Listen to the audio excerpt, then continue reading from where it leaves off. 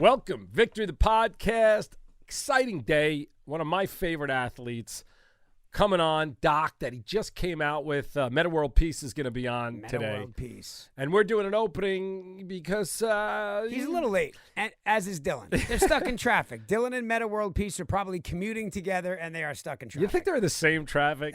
You know, they could be in the same traffic. You know what would be wild is like Dillon to get in a road rage incident and realize that it's Metta who beats the shit out of him or stops going, I'm on my way to see you. Or you see Metta will come in nice and zen because he's Metta World Peace. He'll be very, very calm, cool, and collected as opposed to Dillon who will be frazzled coming in with traffic. What if we change Dillon's name? Like, what could be a great name for Dillon? I don't think you should give Dillon any nicknames prior to his approval. But, you know, I got to be honest, though. I am excited about this, not just because I love Metta from St. John's times on. I thought he was going to go to the Knicks at one point. He did for a second. But when he was a rookie, I thought he was going to go to the Knicks. But it's going to be a great interview. But the mental health stuff that's going on right now is so fascinating, the way the world has turned so quickly. And I'm not sure if people, realize it. All of a sudden, Marshawn Lynch was doing these weird interviews 5 years ago, 7 years ago, and people were getting really pissed at him, fining him, this and that. And now the athletes are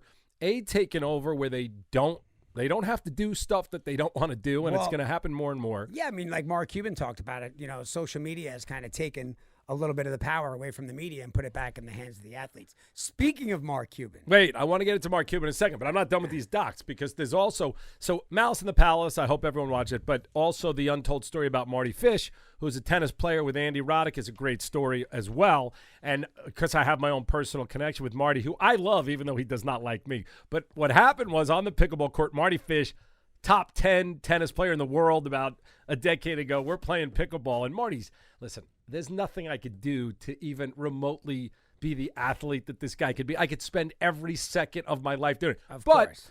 You know, we're playing doubles pickleball, and I like to win. And Marty was playing tennis and not pickleball. So I said, hey, Marty, get your ass to the net. Did you say get your ass to the net or like, dude, you got to go to the net? I don't know what the exact words. You know me. I was probably like, Marty, get your fucking ass to the net. I wasn't shy. And he didn't talk to me. He walked off the court. He blocked me and my girlfriend. By the way, just want to say, and I do like Marty, he would write all these comments on my girlfriend's Instagram. She'd post a picture, and he'd be like, you could do better. Okay, funny. Kidding. I thought it was funny. But so he blocked But he you blocked and poor Sarah. That's odd. He blocked That's her. But odd. anyway, I said at the time, because then he called a friend of mine. I'll leave his name out of this, but he said, I don't need an aging screenwriter telling me how to play a racket sport, you know? Which he had a point. You know, it's not a bad point. I mean, you're not an aging screenwriter. I mean, you're aging, but you're not an aging screenwriter. Well, I don't really write anymore, so I'm not a screenwriter. Is that what you meant? I am aging, but not a writer. So correct. But anyway, I said at the time, does Marty, and I wasn't being an asshole, does he have some issues? And he didn't really answer me. Now I watch the doc, and he does. And I think that what's interesting about what's happening in the world now, and when you watch Malice in the Palace, you do realize it doesn't make excuses for people's bad behavior, and there's no way that Ron Artest or Metta World Peace can jump into the stands, but you understand what people are going through in a tough time. And the reason I'm so fascinated by it, and I've talked to you a little bit about this, but there were times when I was on Entourage where the anxiety level was so high that I was just like, I want this to end. I don't want to do this anymore, even though I know this could lead to the next 30 years of my life being great, money and this and that. And I think it's important for everyone out there to know a lot of people go through a lot of shit. And I think the best thing that's happening in the world right now with a lot of bad shit happening is people are starting to get that and start to go, like cancer, mental health shit is real. Well, people are starting to accept the narrative of like, hey, we just don't really know what that person's going through. Yep. They can be going through something and where, you know, it probably wouldn't have been acceptable 10 years ago. Now you go, yeah, man, you don't know. I mean, I think everybody has their own version. And that's why I want to go into now Connolly's, not his mental health, but Connolly's got an interesting take on life. But last night, and I'll have to read this email, but exciting things are happening at Action Park Media, which, again... Before you get into the email, tell them what it is. Okay, so when you were here, when Mark Cuban was here, when he did his episode, he talked about something that he was starting in the podcast space called Fireside Chat, which is basically an elevated version of...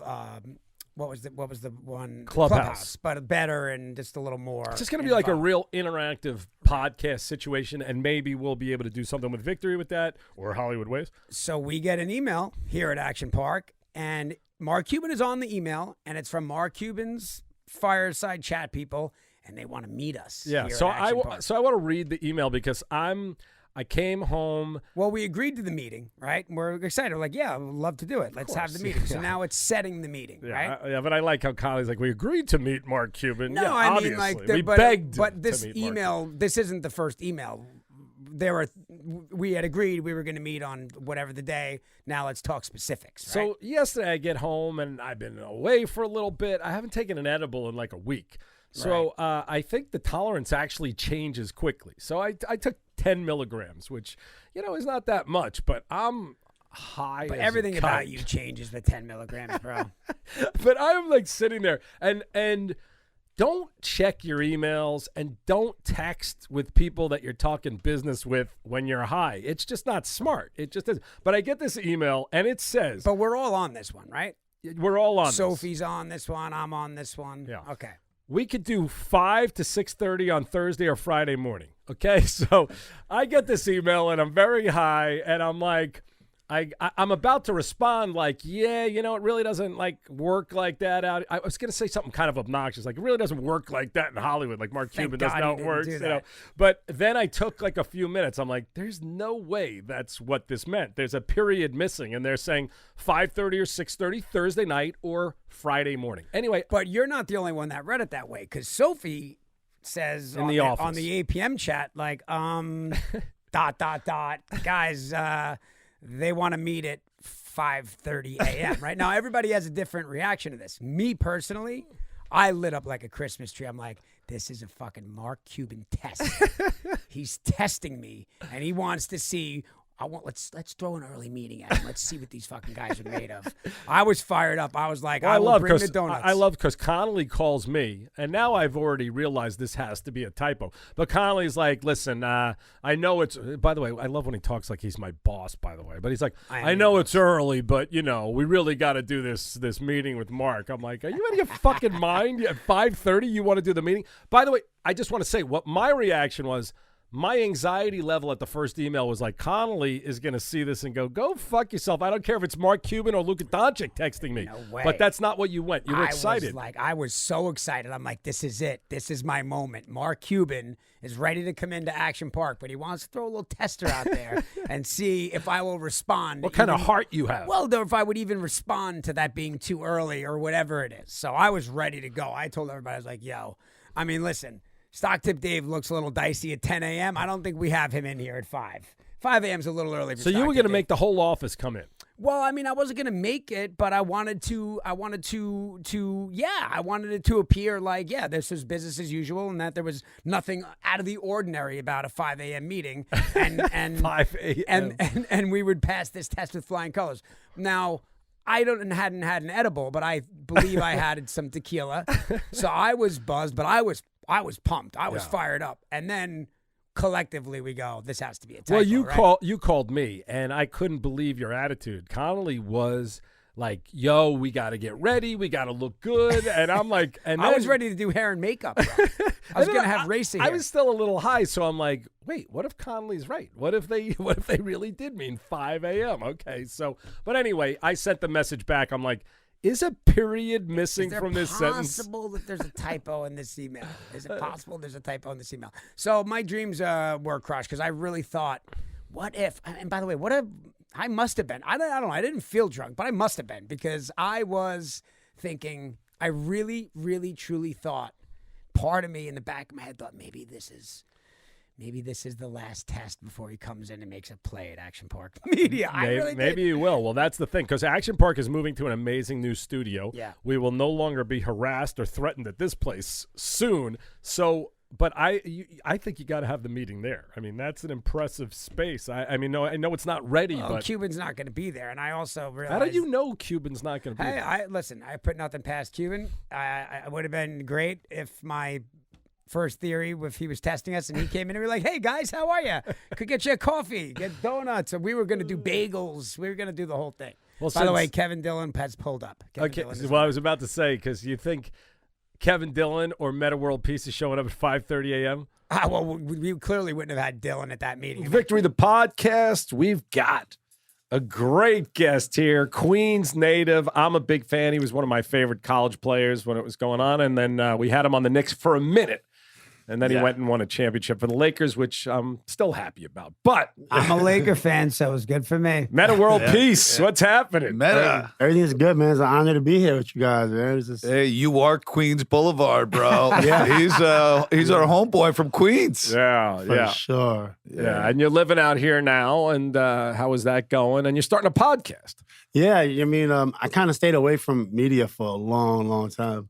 Because when I got to LA, I guess in 2010, I was all about it. And I kind of burnt out. So I just kind of went away for a while. But now I got a podcast and I'm living out here. But I've been here since 2010.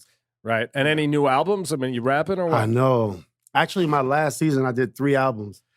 Wow. I did 3 albums my last. But I didn't put them out. I just like kind of recorded it, put it on iTunes. And then I took it down. I took like all my music off iTunes. Why is that?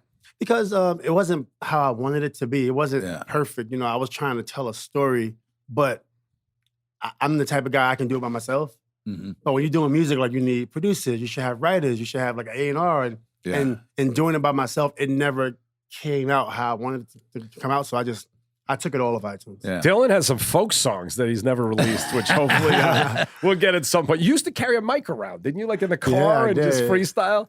I had a studio I had an excursion when do they still sell excursions? I don't know, but I had an excursion and I put a little studio in there. It's around. They still have them? Yeah, Ford Excursion's around. Yeah. Love music. Music is good. So I want, just get started. You won a title with the Lakers. I think in 2010. And I just we're all such huge Kobe fans. I just love to get a little like, how was it playing with Kobe? Was the practice, were you the one on him in the practice giving him shit or what?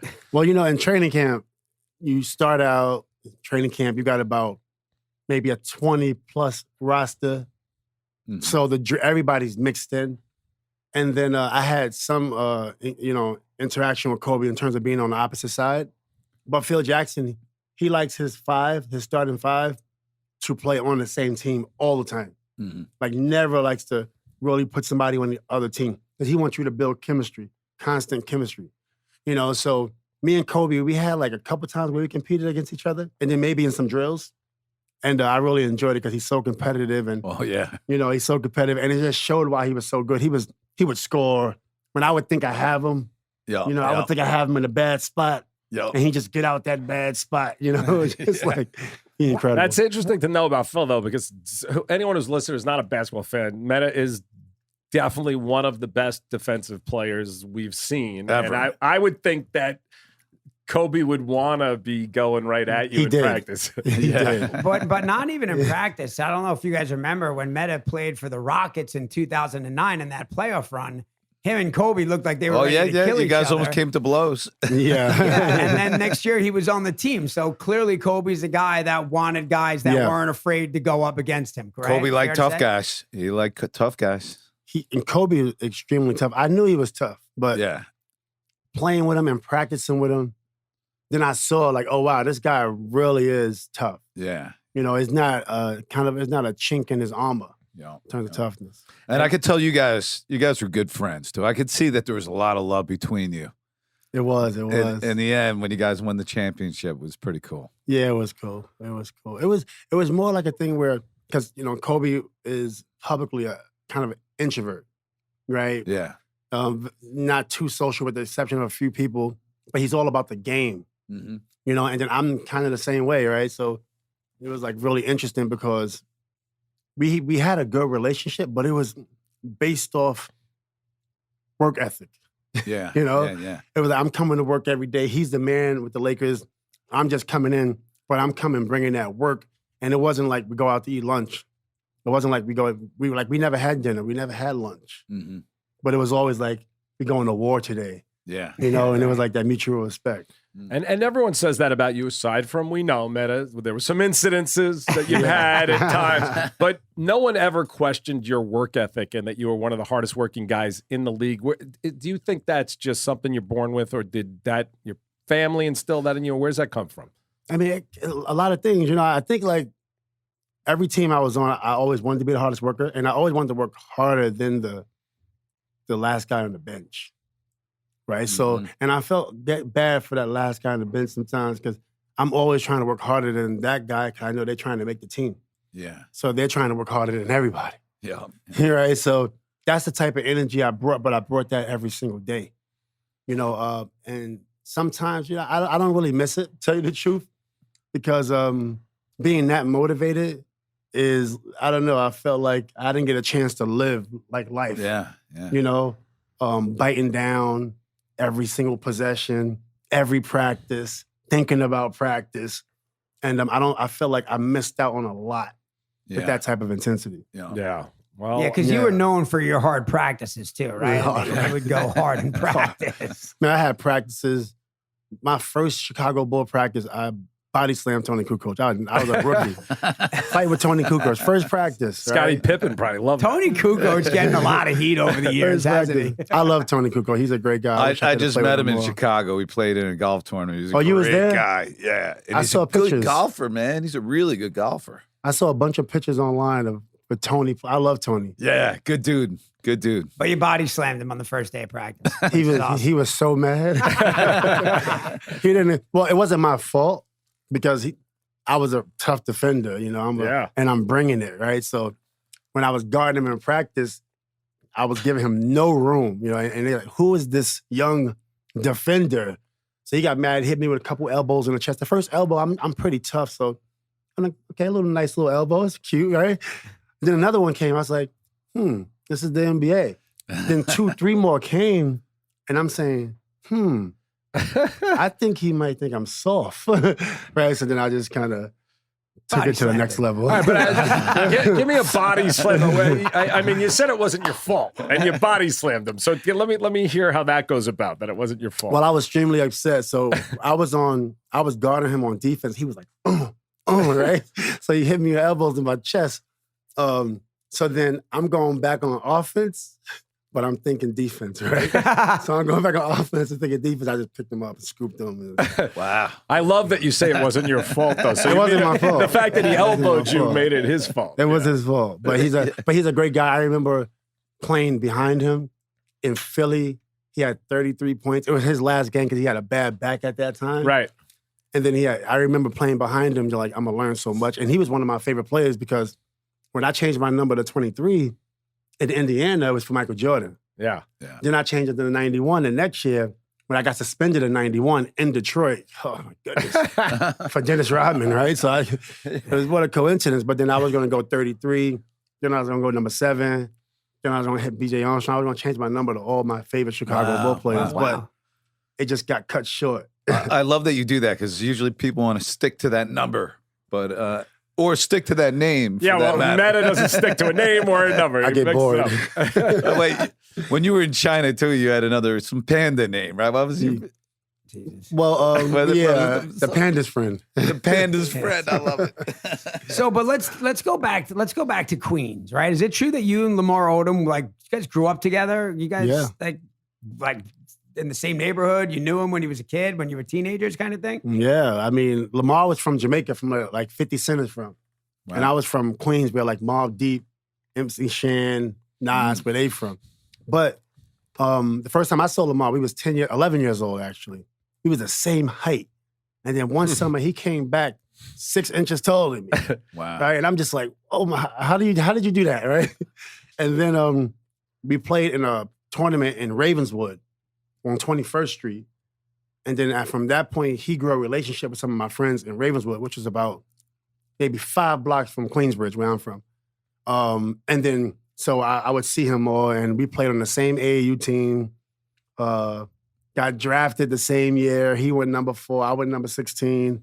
Got a championship together at the Lakers. Yeah, that's cool. You know, Lamar was our first celebrity to come on Entourage. You know? Oh, wow. Great set of calves on Lamar. But, yeah, that's right. That's right. But, what do you do for your calves, Lamar? But Lamar, I mean, he must have been some kind of freak when you were younger. I mean, how good did everyone think he was? And when he hit that 6 inches taller and playing point guard, that must have been something. It was insane because it was me, him, and Elton Brand. But, Elton Brand went number 1. Right. So and we had other pros on that team. It was incredible. Speedy Claxton, who went to the Spurs. It was an incredible team. So when Lamar came back 6'6" and then grew to 6'11", I was always a small forward, but Lamar was always like the point guard / shooting guard. But he would just play the point. He's 6'9" point guard. Wow. It was just incredible. Yeah. He's unreal. And Unreal. a really interesting guy, too, and a thoughtful guy. So I'm hoping everything's good. You still in touch with him? Yeah, I speak to him often. I'm glad he's, back, on the other side. He had a scare. And then I remember going to visit him, and Chloe gave a lot of people access to go see him. So I was happy about that. Got a chance to see him on that side and on the other side. And now he's back active. He's out. He's celebrity boxing. He's like in the community. He's getting back at entertainment. I'm really happy for him. Nice. I'm really happy for him. I might have missed it. What scare in what way though? Was he? He just had some issues. He had Okay. I got you. He had a I big got you. scare. I think I know what you're talking about. Yeah, he had a big scare, which was kind of tough, like thinking about, But obviously with entertainment, sports, comes a lot of pressure comes with that. Yeah, A lot of pressure comes with that, and you're not ready for life at that point. Well, I think that's an interesting way to segue into it because, we got the three of us in this room who have our own mental health issues that we deal with. But, we all watched Malice in the Palace, which is, first off, are you happy with how that doc came out? Do you feel like it was a good depiction of the situation? I didn't like that I wasn't the executive producer of the doc. But I like the doc. Yeah. Mm-hmm. I thought it came out really good. A lot of people was asking me, do a story on the bro, do a story on the bro. I'm like, I don't really want to. People should know about you. I don't really care what people think about me. Like everybody deserves their opinion. That's your opinion and keep it with you, right? But when Jermaine came to me to do the doc, and I was telling him, I'm like, hey, let's just get paid, man. Let's just try to make money off the doc. I wasn't thinking about changing the perception, but Jermaine was thinking about changing the perception. Yeah. So in my mind, I'm like, man, let's just do it ourselves. Let's put hardcore rap music, right? And Jermaine is like, no, we're not putting on music. I'm like, Jermaine, we need control of the music. We need the hardcore hip hop in there, right? And then me and Jermaine start arguing. Man, after all I've done for you, and I'm like, we like going back and forth. So anyway, I signed on to do the doc, which ate me alive, right? And then, and when you fast forward and you see the doc, and I called him, I'm like, you did a really good job. Yeah, so for anyone who hasn't seen it, it's Malice in the Palace is Untold on Netflix about the fight, which, why there's a connection to Entourage to it, because the guy who stepped on the court looked like Turtle. And there was like real conspiracy theories. People really thought it was him, which is crazy. Really thought it was him. I'll tell you what's crazy, because I got a lot to talk about that doc, but what's crazy is that anyone could be that fucking nuts that they would step to either of you on the floor there. But I guess that's crazy. It really is, and I think Reggie said it best. God forbid Jermaine would have connected with that guy, because for anyone who knows basketball, there was a famous fight where Rudy Tomjanovich got punched in the face during a basketball game, and it honestly changed his whole career. Well, he never recovered from it. He never recovered from it, and that guy who's I wanted to talk to you about this. You now have reached out to the fan that threw that cup. Is that true? Yeah. Because, so that happened 2004, right? So I get suspended. And meanwhile, people don't realize before 2004, and David Stern already called me into the office and said that my career might not last past a year because I was getting in lots of trouble. People don't even know the trouble I was getting, right? So I'm on eggshells, so I'm trying to change my whole life at this point so I could enjoy the game, and play the game the way I could play. So, then after the brawl happened, I go into a little depression, right? So I'm training. I'm hoping I'm going to get back. It said indefinitely, so I'm like, I don't know what that word means, but it's something indefinite. Maybe I got a shot. So I'm training month after month. Nothing happens. So I go into a little depression, right? And then at that time, I come back the next season.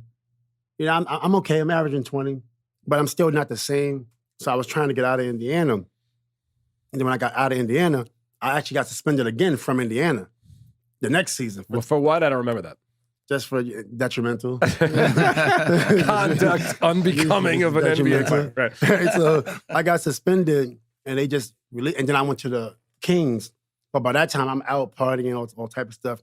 I get to the Kings, I'm 273 pounds. Right? Meanwhile, I'm 248. Right. Wow. So I get to coach Rick Alderman. And Rick Alderman's like, hey, we're happy to have you. We're going to change this thing around. We're in last place in the West. So I say, Coach, I'm going to be real with you. I'm 273. I can give you some minutes, but I can't be effective. And he came to me and he said, we're going to go as far as you take us. You playing, we're going to go as far as you take us. When he said that, it kind of triggered me, and it made me feel like people love me again. Like, it made me feel like basketball was back in my life. So I started to dedicate myself and, work hard. Took the team to the playoffs. Made first team all defense. I ain't even in the West. I ain't even play half the season, right? So, and then I started to become, I would say, more vulnerable, and then I wanted to heal wounds, and John Green was somebody that was on my mind a lot because he threw the cup of beer at me, right? So I said, let me luckiest throw ever, too. Yeah, he threw right? that from way back. Way back. Man, it was that's a story and it landed in itself. basically on your head, from all the way back down. But so he was on your mind because you felt. I'm just interested to because I just on the doc. I hate this guy's fucking guts. Yeah, he made himself look bad. I was trying to make him look good. Yeah, because I know we speak. I got So I reached out to him, and I went on Twitter. I said, if anybody could get me in touch with this guy, I'll take you to dinner. And initially it said John Green, then I deleted it because I didn't want nobody to think I was trying to find John Green to fight. Yeah. You know what I'm saying? So I just put his picture Be up. a real good fight, by the way. It'd be a great fight. Maybe not a great fight. But 2 seconds. Yeah, something like that maybe. But so when I put the picture up, this fan said, I know who that is. That's John Green. And they found me his number. So I call his house. His wife picks up and says, I say, hey, this is Ron Artest. Well, it's pretty crazy. She picks up and says, this is Ron Artest. That's amazing. And I say, I want to speak to John. And she says, get the F out of here. This ain't Ron. Stop calling him. I said, for real, it's Ron. I want to speak to John because I think we could do some good things because we know what happened. And she spoke to me for about minutes and she says, John Ron's on the phone, right? This is crazy, right? She's like, John I just Ron. want everyone to know, though. So the Malice and the Palace, the fight starts because this guy, John Green, threw a cup that hit Ron, and Ron went up into the stand. So anyway. A cup of beer. And by the way, I tasted it. So you were a little buzzed when you got up there. I was a little bit. I was drunk in the stands. All right, so he gets on the phone, and what does he say? So then he's like, hey, Ron, what's up? Like, it was crazy. It was crazy to me at that time. I'm like, how does somebody say what's up like they know you? Yeah. Right? Like this how crazy as his guy is. Whatever. Yeah. Right. So then we speak, and I'm like, yo, we know what happened. The first thing he did was apologize. Sorry for what I did, and that made me respect him more. Mm-hmm. Then he told me the story. Said, by the way, man, you never noticed, but the guy made a bet. The guy that I went, but everybody said I hit the wrong guy. He bet John $50 that John couldn't hit me. So when John hit me, when I got hit, I see a guy like this. So in my mind, you just hit me because you happy I got hit. Yeah. I could have been wrong, but I wasn't. Yeah. Right? So he bet John that, and then I said, we should do some good things. We should go around the different parts of the country, right, and talk about drama because in my hood, people be having drama.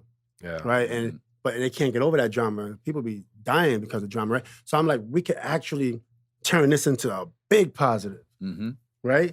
So, and he was with it. So then at that time, so that's where that came from. That's why I reached out. And then he was with it, but we couldn't get enough support. I thought it was brilliant, but we couldn't get enough support to. I thought it was a great idea too, but in the doc, he seemed to have no remorse, regrets, nothing He did about not it. come off very well. And I know. And you did hit the right guy. I hit the right guy. Okay, good. That was the other thing. Everybody did hit the wrong guy. Not the wrong guy. That guy, he's just not on TV, but he's not telling nobody he made a bet, which it happened like it's a mistake. So he should come out and really apologize. Don't do what John did. I was trying to tell John, like, what do you, like, just do it and you're making yourself look crazy on TV, my guy. Yeah. I'm like, the whole purpose is we make mistakes. Yeah, but I got to understand, Ron, because obviously you're probably one of the strongest guys in that stadium. But when you go into the crowd, in Detroit where they're fucking nuts. I mean, there could have been 200 people on you in about 5 seconds. I wasn't worried about that. There's no thought. You're just like, I'm getting that guy. I wasn't really, I mean, in my neighborhood, I'm taught that if somebody hits you, you gotta respond, because if you don't, then, and it's just what we taught, if you don't, then they'll bully you. Right. And I've been bullied before, but then I vowed to never let that happen again. Right. So for me, that's what happened at that moment. I travel by myself. I'm in my hood by myself. Right. And I don't let no one bully me. Right. So that's where my mindset was. So when I got back, I had an issue with one person, nobody else. I had no issue with nobody else. Just one person. And then when I came back on the floor, then the other guy comes to me, and I saw him, but then when I looked at the tape years later, 3 people tried to jump me. Oh yeah. 3 people. Yeah. This shit was crazy, man. I couldn't believe it. I have a question, Ron. You see all these things that happen now with people, where they're throwing things and they're saying things, and so this is 17 years ago. What is that? Does that look any different today? Do you think you guys as players would have gotten more support from the league and fans around the league, or do you think it would have been worse or better or the same, or what do you think if that happened today? Well, I just think mine was so quick. Like when I got hit, I was there in 5 seconds, maybe 2 seconds, 3 seconds. Right. Yeah. Versus other guys was thinking about, you just hit me with popcorn, they not, I'm like quick up there, I'll jump up there. You did. Yeah. Right? So I think mine was the first of its kind. And then I think now guys see that if you go into the stands, even if you get hit, you could lose a lot. Mm-hmm. And it's not worth it. It's not worth, going into fighting a fan. And I want to go back to it. So in the doc, they said basically Jamal Tinsley tells you can take a hard foul now. Is that true? Is that what happened? And Ben Wallace, I got a couple of things because they said in the doc that you guys are all really friends and I'm not friends. Okay, I'm like the fight's not really a fight, but that was really a fight. And Ben Wallace, you're badass. Ben Wallace too is a big tough guy. But he is that just a pushing match, or could that have escalated into punches? Well, the thing was this: I escalate things. I know nobody escalates it how I escalated. So when I fouled Ben, and it was a foul, and then. I meant to say, if you look at the doc, you'll see my hands go like this, sorry about the foul. But he was so upset, he just turned around and pushed me. Yeah. I didn't run nowhere. I just let my momentum take me back. I didn't run, and then he was on the bench, and I'm not worried about nobody punching me, because if you do that, then I'll respond. Mm-hmm. Right? I wasn't worried about anything. And that's why I laid on the bench. You got this big, strong guy. I'm literally laying, not worried about it, because what's the worst thing that's going to happen? Another shove? Yeah. Another push? Yeah. I'm not worried about that. Okay, but you said in the thing, and I'm interested, we were actually, before you got here, we were talking about going to therapy. Kevin's never actually been. Kevin and I go all the time. But you were lying down on the bench, which apparently angered some of the guys. Were you really trying to calm your anxiety? Is that true or what? I mean, for me, it was just I knew nothing was going to happen. Right? Maybe a shove and what are you doing? Right. So it was just over. I know I'm not going to get punched in the face. Right. You know what I'm saying? I knew that wasn't going to happen. Right. Right. So your team what am I worried back. about? My team's there. Yeah. I've seen people try to fight and be like, "Oh, I'm gonna beat you up. Don't hold me back. Don't hold me back." Dillon does that. I just didn't feel like doing it. I didn't feel like doing it. I was just like, yeah, it's not a big deal. I just thought it wasn't a big deal. I didn't think it was just going to It wasn't a big deal. No, it really wasn't. It wasn't a big deal. Right? It was just like a little fight. So it's we move on and we go to the locker room. We go home. So tell me, for us, we're 3 diehard Knicks fans. Reggie. No, bro. Oh, you're I'm a not? Laker fan, but how many times are we going to talk about it? Sorry. You're in the booth. Doesn't matter. Dillon and I are real New Yorkers. We're real New York Knicks fans, as is Metta or was or whatever. But Reggie ruined a lot of my childhood. Michael Jordan, Reggie, whatever. But when I watched this doc, I really, I felt for Reggie. So tell me, how's your relationship with Reggie Miller now? And B, was there, did you have a real talk with him about it at some point, or how did that go down? Not really. The brawl was something that I never wanted to let change me. So before the brawl, I go to practice and I pretty much go home. I was a young parent. I had 3 kids by this time during the brawl, right? So I'm like a vet. So I go to practice, I work hard, I go home for the most part. So I wasn't really building relationships at the time. I'm thinking about my children most of the time. A lot of people didn't have as many kids as I had. And I wasn't the type to, go get lunch with people and go get dinner. So I've never built a relationship, before. And then when the brawl came, they had my back, I was like, wow, this is crazy. When the season came, I got right back into sort of a work hard mode, go to practice, go to the games, go home. So I was never able to really build a relationship, which is why I like today's game. I really like how guys have like friends. Yeah. Guys say no friends. Like I had a note when I played with the Lakers, I would give it to the trainer and I would look at it because I'll be forgetting and I'll be nice to guys on the court. But then when I'm playing, I don't have friends. I had to remind myself that I have no friends. So I would have to take this note. He sent me the note before every game. All right, cool.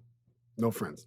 You know what I'm saying? Because, and so that was my career, introvert sort of, with the exception of a few.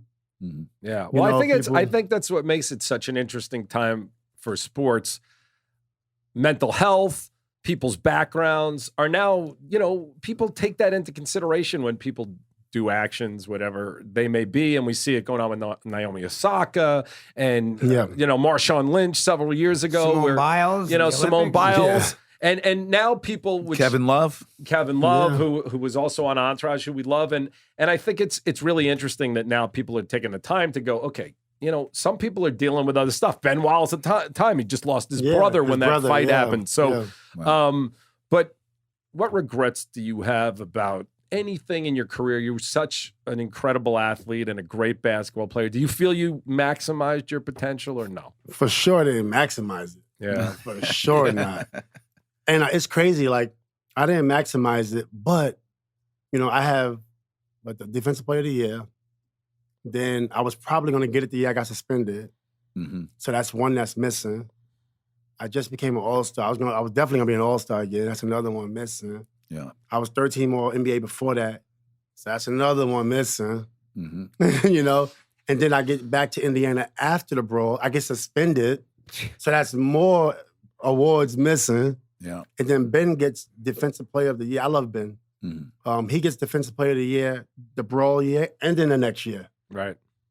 You see what I'm saying? So that legacy, and I always tell people, make the right decision because legacy's on the line. Yeah. Well, I think what I'm saying? I think that's legacy's the thing. on the line. That's the thing with a lot of people don't understand. You got to be blessed with a couple of things. One, you got to have the athletic ability, and two, you got to have the mindset that's going to push it every single day. Because I believe you had Hall of Fame potential. If still got a shot. Yeah, with all that being said, he's still got a shot. He racked up some pretty good numbers. Oh, I'm looking at it's going to be very hard. He was great. Connolly wants to know, what did you think when Frederick Weiss went to the Knicks before you? Like, did that was that a punch in the face? Talk about a guy that turned out to be a zero. But he's a good guy. I met him once. But it's the New York Knicks. He never recovered when Vince Carter dunked on him in the Olympics. Okay, but forget Frederick Weiss for the minute. The Knicks are right there. We missed Steph Curry by a pick. You're right there. Were you thinking, okay, it's 15th pick is coming up. I'm going to the Knicks. I'm going home. Were you thinking that's going to happen there? Yeah, for sure. I tell people all the time. So that day, and I think it was my fault, by the way. I didn't get picked by the Knicks. So because when I was going to my first workout with the Knicks, I went out to Flamingos the night before. Right? So I'm hammered at Flamingos. I can't get out the bed. I called my agent. I said, you got to tell the Knicks, I cannot get out the bed. I am drunk. I Can we push this to Tuesday? Exactly, right? So I tell them, can I just come back next time like I've been here before? Just imagine that. And then they say, yeah, no worries. And then it was like, no second workout. So I'm thinking, all right, they're gonna pick me. So that 15 pick come, And meanwhile, I had the Knicks jersey under my suit. Wow. That day. Goodness. Because I was going to rip it open. Wow. Right? So meanwhile, I have the Knicks jersey and the shorts under. And I just can't wait for them to pick me. Then they pass me. I'm sick. Wow. I'm looking at the GM like, you must want to fight right now, man. I was pissed. So Right? you're going to do the Superman, rip the Yeah, we suit gotta show off them. and just show that Knicks jersey. Let's go. We gone. We're on this championship. I remember how bummed I was. I mean, I wanted you on the Knicks so bad. Everybody But it was my fault. The people were shocked, right? And then the only It was my clip they fault. had was that Vince Carter dunk of the guy. Like, this is the guy. Well, I didn't even think you were going to go. I honestly didn't think you were going to go that low anyway. So when you were around for the Knicks, I was like, come on. Yeah. Well, I was asking my agent, can I please go to the Knicks? Like, please don't. I don't want to go anywhere. And So he's I was like, telling Ron, him- maybe you got to, like, I was get to trying to- sleep earlier. I was trying to tell him, like, please tell those other teams I don't want to be there. Yeah. You know? Mm-hmm. It was a great I don't draft wanna- class, too. It was a really good Good draft draft class. class. A lot of guys in that draft class, right? A lot of guys. We had a good, it was a solid class. Elton Brand, number one. Baron Davis, Steve Francis. Steve Francis. Solid class. Yeah. Solid class. But still, you should have gone earlier and you should have been a Knick and, But it's okay. whatever. I still love the Knicks. I still want to see them win a title. And I got a chance to play for the Knicks. Yeah. So that was a blessing. Yeah. That was a blessing. I was so happy. It was one of the greatest experiences of my life. Being from New York Yeah. and being able to put a Knicks jersey on, like I was so grateful. When I got there that year, it was all bad timing because my sister just passed away. So we in training camp and I can't sleep because I'm dreaming about her. Allen Houston came to the funeral actually. Oh, wow. Wow. And Mr. Mills. So they come to the funeral. I can't sleep. I'm going to sleep at 8 a.m. every day. Jeez. I'm waking up at 9 to go to practice. Mm. So they knew what I was going through. And I was so cranky. I couldn't sleep. Mm-hmm. You know what I'm saying? For a month. And what do you think this is? Depression, anxiety? Like, But my sister just passed. Yeah. It was Yeah. crazy. It was just crazy. She passed of cancer quick. Wow. And I was just like, and I was trying to hold it together.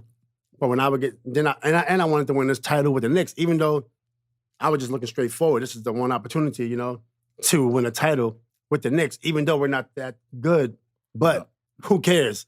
Like, let's give it our all. Yeah. And then so with that type of passion and with the lack of sleep, I was very intense. And even, I had a real short fuse my last year. Very short fuse. Got into it with, some people, and I was just more focused on, we got to win this title because we don't know when we're going to have opportunity. And I don't know if I'm going to be back here. You know what I mean? So leave all the BS around. And so, I was very, very direct with a couple people. And then they got rid of me in January. Wow.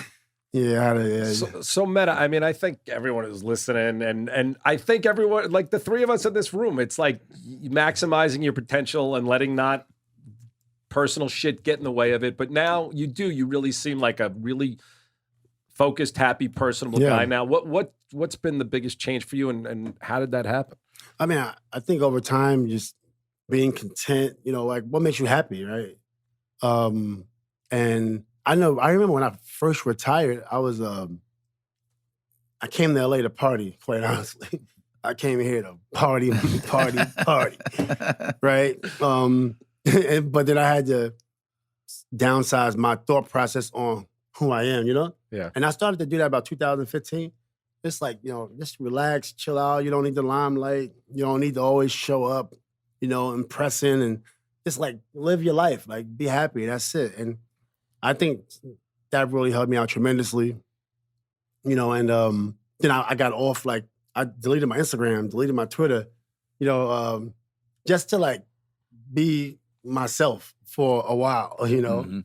And kind of remove myself from that NBA lifestyle that I personally had, and then I think it was great. I think I was able to be around my kids more. I wasn't doing anything. I wasn't doing television. I was turning down everything. I was home every day, got a chance to take my kids to school, see them when they come home, Mm-hmm. and it's just great. Now they all in college now, and that's the most important thing right now. My wife, my kids, my son's at USC, Nice. Basketball? Any basketball players? Well, he had a basketball. Like both my sons had basketball scholarships. My one son that went to UCI had a scholarship, but he was also he's a computer science major. He's a developer. Wow. So he was managing development while on basketball scholarship and playing pretty well, by the way. That's awesome. But then he's such a good developer, you know.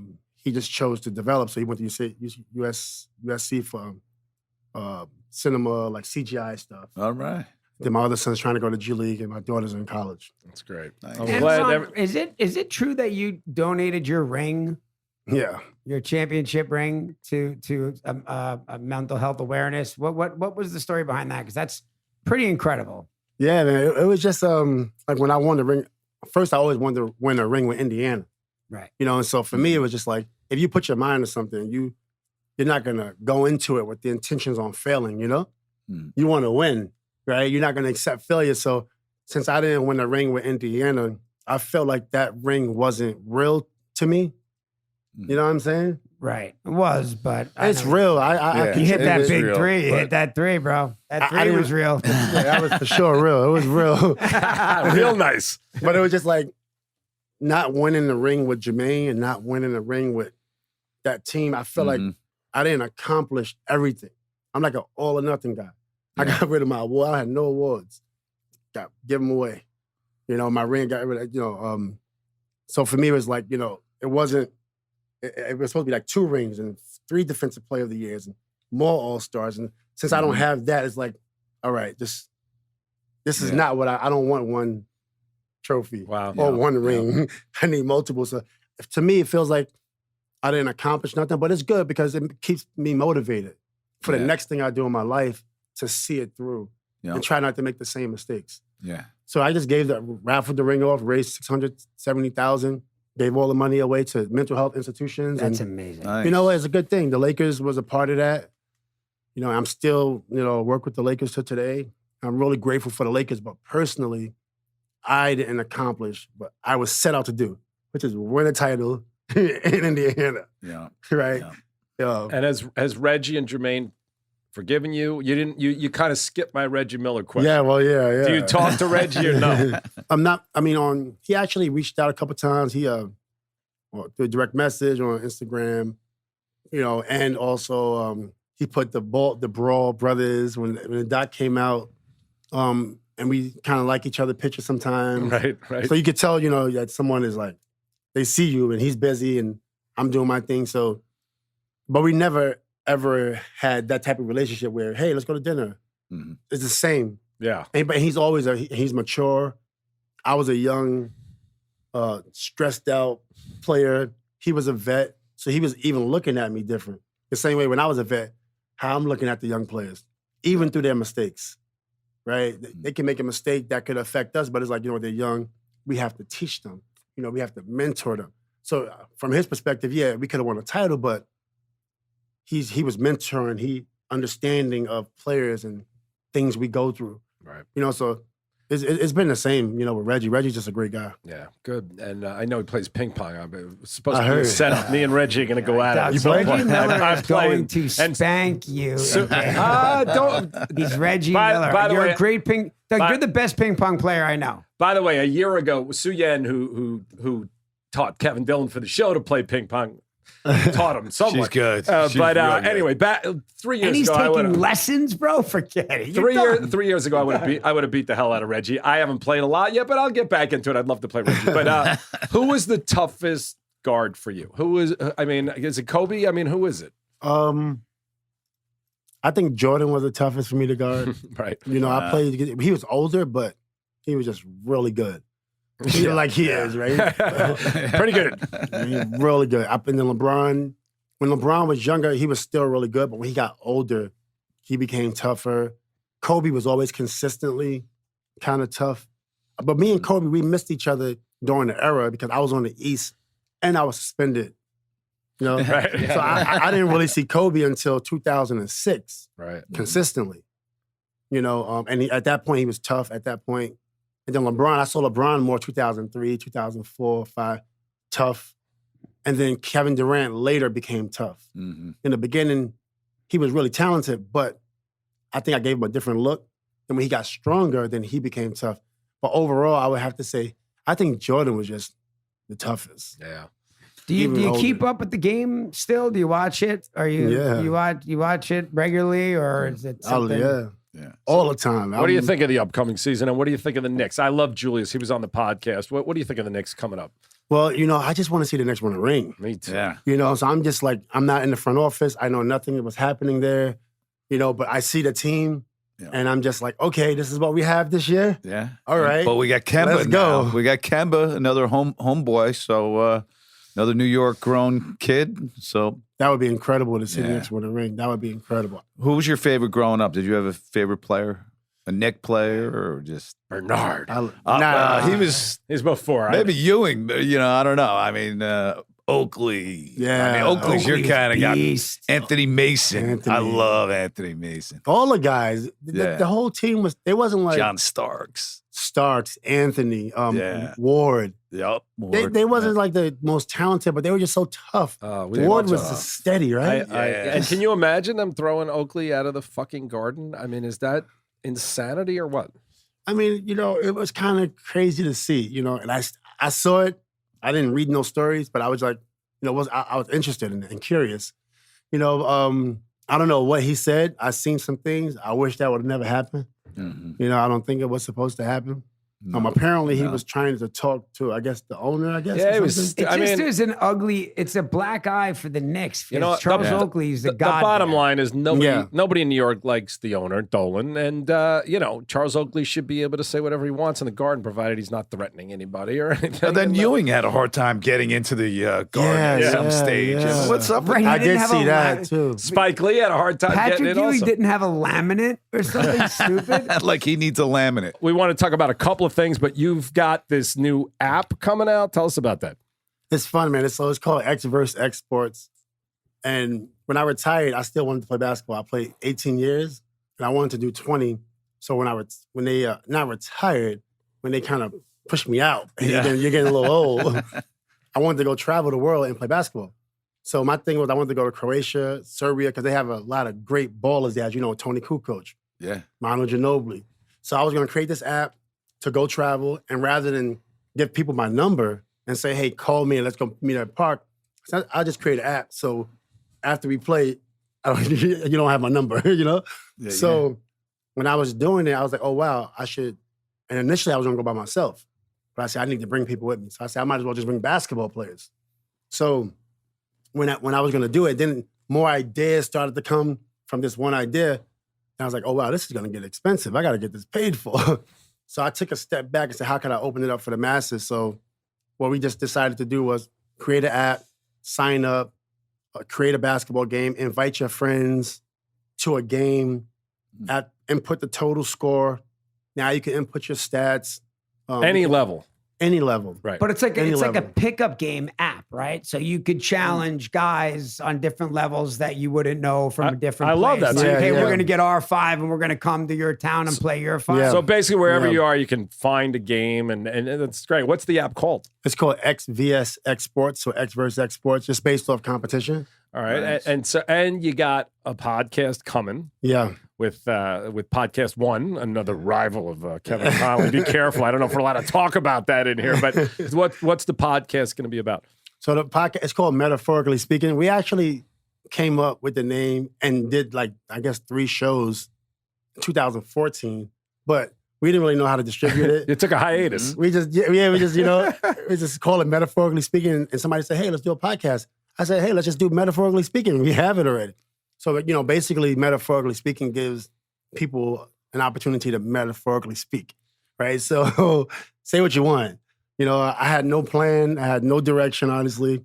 But I do like talking, to people from different walks of life. Yeah. So honestly, I don't know which direction we're taking this thing, but honestly, that's sort of how we were when we started. And we knew we'd talk a little bit of Entourage, which, by the way, it's always uncomfortable. We had DK Metcalf in here and Julius Randle, and Andrew Whitworth, these great athletes. And DK had never seen Entourage, which we didn't know. And Dillon's Dillon face was devastated. Dillon's almost cried.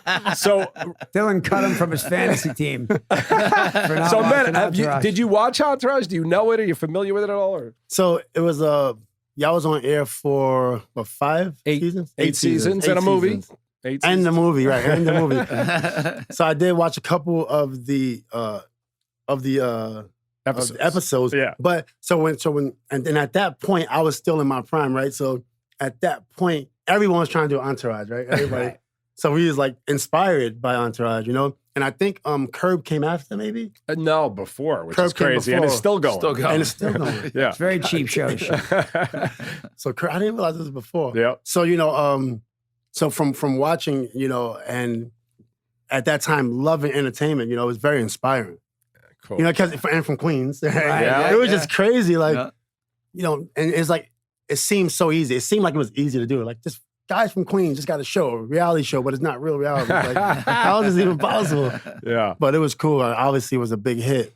It was tough. And you know what? It's funny because it does, sure, it seems easy, which I think the actors think it is easy, but it's not when you're writing it. But when HBO was not moving forward after 2 years, I sold the show to FX with Shaq. That was basically, I mean, now they got Survivor's Remorse came out, but it was basically, you know, the same show in the basketball world, which would have been interesting, except Dillon wouldn't be here. I'd probably have a podcast with Metta right now. Maybe when we do the reboot, we could have Metta come on. That would be awesome. Metta, you want to be in the reboot? Yeah, let's do it. There we go. We got a commitment out of him. All right, last thing before we let you go, we know you got to go, but give me something good. Who's the biggest asshole trash talker that you played against? Who really got under your skin to the point of like you really wanted to fight him? Actually, I'm not going to say wanted to fight, but my favorite player I played against was probably Matt Harpering, because you remember Matt. Yeah. But So that's, do you know how tough he's a tough guy? Yeah. All right. So I love playing against him. When I seen him at Utah, we was going to Utah, and I was getting ready for Matt, right? Like, because I know he's tough. He's how I want to play, smash mouth. You know, he's just playing football out there. And you don't get a chance to play football out there a lot, right? And I'm just like getting ready, stretching. I'm thinking about it the night before. I'd get to Utah, I forget what team I was on. Matt was in a suit doing commentary. I'm like, what are you doing, man? Like, what's up? You hurt today? He said, no, I retired. I came here to fight you. Yeah. I want to beat the hell out of you. You're in a suit. I love playing against him. I did not expect you to pull Matt Harpering out of that on that conversation. But I like it Well, that one he was a time- banger Yeah. like that. Good He for was, him. he was a banger. Like, he wasn't, you know, he could shoot. He was okay. He wasn't a bum. But like the part I loved about it was he didn't complain when we would bang. Yeah. One time I would bang him, hit him. He wouldn't complain. He'd get up. He tried to take my shoulder off one time. Had my shoulder wrapped in his arm and just pulled it. And, you know, like, try to break it, right? And I'm just I love this guy, man. Who did complain? Well, that's what I was going to say. Someone who didn't We're like not you even to. saying that from you, but who was the most notorious whiner, right? Not saying that you would be saying that, but who was known as being just a Well, I want to hear. I complainer? would like to hear what Metta thinks. Who didn't like your physical style of play? Like Connolly doesn't like when I get physical with him on the golf course. So I don't want to mention names because I'm trying to start a new era, but I did. There were quite a few people that didn't play in the game. yeah, Like, there were so many times where you're coming to town and they just wouldn't dress. really? I got you. Yeah, guys. Oh wouldn't- man, just I would wouldn't love play. to hear that. hamstrings tighten up. I'm gonna have to sit this one A out, lot. coach. Like big time players, they just wouldn't. And I wouldn't think nothing of it, but then my teammates would be like, they didn't want to see you tonight. And it's like all the time, like, not all the time, but sometimes guys would just like take the night off. Nice. somehow. That's a win for you, bro. It's a win. Yeah. Nah, he liked the physical battles. Still, it's good. But I got to tell you, Metta, I would have been nervous to dress for you. You played, you should have know, been. whatever anybody wants to say, you were a beast out there, and you know, I'm glad things are going well for you now. And as I said, I've been a longtime fan, and I think for everyone who hasn't seen that doc, I think you'll see a very different perspective on what happened that night. And to me, And if things don't work out at podcast one, There you go. There you go. yeah, The door is always open. We're good with direction and helping you find your voice, but we'll talk about that. You don't get him in trouble. Yeah, you get me in trouble with my brother on the podcast. All right, Metta, we love you, and Thank you. Shout out to Queens and St. John's, and hopefully we'll do this again soon. And good luck with everything you're doing. You know? Absolutely. Thanks for having me on the show. Thanks, you. man. Appreciate it. That wraps up. You know, you got to give us, even though you don't know, but we'll have to give us a little victory. But that wraps up another episode of Victory the Podcast. I'm Doug Ellin. I'm Kevin Dillon. Victory! Victory. There we go.